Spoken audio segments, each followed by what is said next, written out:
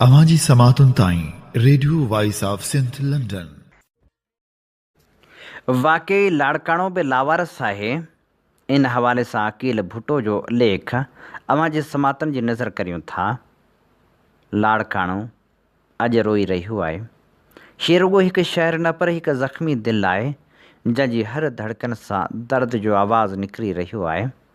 हिन शहर जूं घटियूं बाज़ारूं चौक रोड ऐं पाड़ा अॼु रत जी बू सां भरिजी विया आहिनि। हर नई सुबुह सां कंहिं नए क़तल जी ख़बर अचे थी ऐं हर शाम कंहिं न कंहिं घर में माताम जो कोहराम मतल आहे। को वक़्तु हूंदो हो जॾहिं लाड़काणो इल्म अदब सियासत ऐं शऊर जो मर्कज़ सॾिबो हो। माण्हू हिन शहर जो नालो इज़त ऐं फ़ख़ुर सां खणंदा हुआ।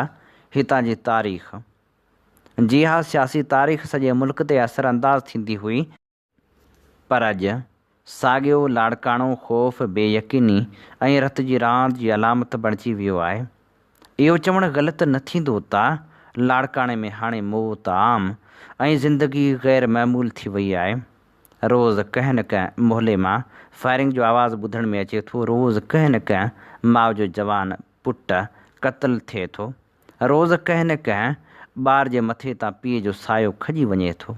रोज़ु कंहिं न कंहिं भेण जे भाउ जे जनाज़े ते रड़ियूं ॿुधण में अचनि थियूं। सवालु इहो आहे त आख़िर ही सभु केसि ताईं हलंदो? शहर जा माण्हू हाणे ॾोहारियुनि खां घटि ऐं हुक्मरान जी ख़ामोशी खां वधीक ख़ौफ़ज़दा आहिनि। छो त ॾोहारी त पंहिंजो कमु करे रहिया आहिनि, पर उहे माण्हू किथे आहिनि जिन खे अवाम पंहिंजे तहफ़ुज़ लाइ चूंडियो हो। लाड़काणे जा क़ौमी असेंबली जा मेंबर, सूबाई असेंबली जा मेंबर ऐं इक़्तिदार जे ऐवाननि में वेठल वॾा नाला आख़िर किथे आहिनि? चूंडनि दौरान त उहे माण्हू हर दर ते नज़र ईंदा आहिनि। हर घटी में संदन बैनर लॻल हूंदा आहिनि।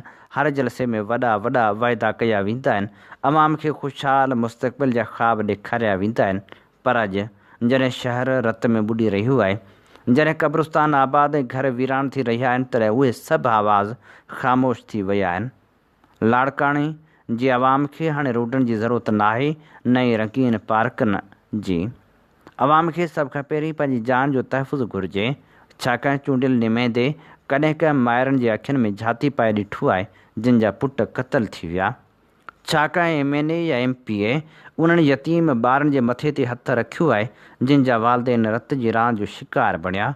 छाकाणि हुक्मरान रत जो इस्पताल जी एमरजेंसी वार्ड में वञी ज़ख़्मियुनि जो आंहूं ऐं सुॾका ॿुधाइनि? जेकॾहिं ॿुधा हुजनि हा त शायदि संदन ज़मीर जाॻी पवनि हा। अॼु लाड़काणे जे हर पाड़े में ख़ौफ़ जो राज आहे।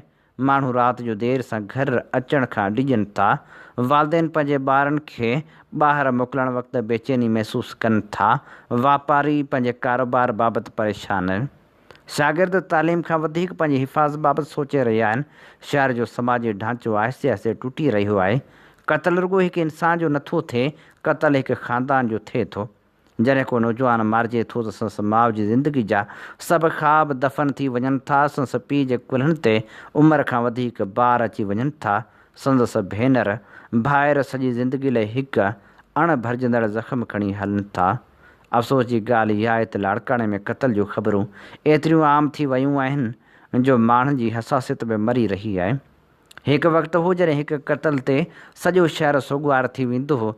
अॼु हिकु ॾींहं में केतिरनि ॾुखोईंदड़ वाक़िअनि जूं ख़बरूं अचनि थियूं ऐं ज़िंदगी मामूल मूजिबि हलंदी रहे थी। हीअ हालत कंहिं बि ज़िंदा मुआशिरे लाइ इंतिहाई ख़तरनाक हूंदी आहे।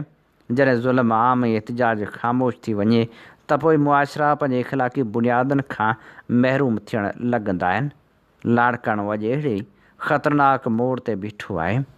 शहर जा नौजवान मायूसी जो शिकार आहिनि। बेरोज़गारी अॻु में संदन ख़्वाबनि खे कमज़ोर करे छॾियो आहे। मथां वरी बदअमनी संदन मुस्तक़बिल ते कारा पाछा विझी रही आहे। केतिरा ई बासलाहियत नौजवान पंहिंजो शहर छॾणु चाहिनि था, छो त खेनि हिते पंहिंजी ज़िंदगी ऐं मुस्तक़बिल महफ़ूज़ नज़र नथो अचे। उहो लाड़काणो जंहिं कॾहिं वॾा दानिश्वर, अदीब, उस्ताद, वकील, डॉक्टर ऐं सियासी अॻवान पैदा कया हुआ, अॼु पंहिंजनि ई ॿारनि खे बचाइण लाइ दाहूं करे रहियो आहे। अफ़सोस इक़्तिदार जे महलनि ताईं हीउ दांह शायदि न पहुची सघे। शहर जे हर क़तल खां पोइ कुझु बयान जारी थियनि था, कुझु मज़मती लफ़्ज़ लिखिया वञनि था, कुझु फ़ोटूं कढाया वञनि था, कुझु ॾींहं बहस हले थो ऐं पोइ सभु कुझु विसारियो वञे थो। पर मक़तूल जी माउ विसारे नथी सघे, मक़तूल जो पीउ विसारे नथो सघे, यतीम ॿार विसारे नथा सघनि, रत सां रंगियल कपिड़ा विसारे नथा सघजनि, ख़ाली थियल कुर्सियूं विसारे नथियूं सघजनि, क़बरूं विसारे नथियूं सघजनि। लाड़काणे जी आवाम जो सभ खां वॾो अलमियो इहो आहे त हू हाणे तरक़ी जा ख़्वाब नथा ॾिसनि। माण्हुनि जूं उमेदूं एतिरियूं घटिजी वियूं आहिनि जो हाणे हू सिर्फ़ु अमन जी दुआ कनि था। माण्हू हाणे नौकरियुनि, मनसूबनि ऐं तरक़ियाती स्कीमनि खां अॻु पंहिंजी जान जी हिफ़ाज़त चाहिनि था, छाकाणि त जॾहिं मौत दरवाज़े ते बीठो हुजे त पोइ तरक़ी जा नारा बेमाना बणिजी वेंदा आहिनि।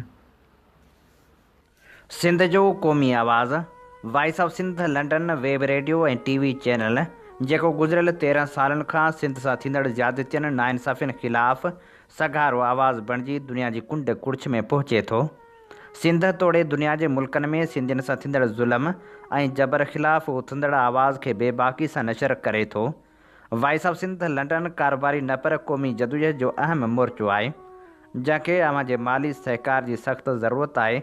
उन आवाज़ खे घर घर ऐं शहर शहर पहुचाइण लाइ पंहिंजो क़ौमी फ़र्ज़ु अदा कयो। चैनल जे लिंक खे लाइक ऐं सब्सक्राइब ज़रूरु कयो।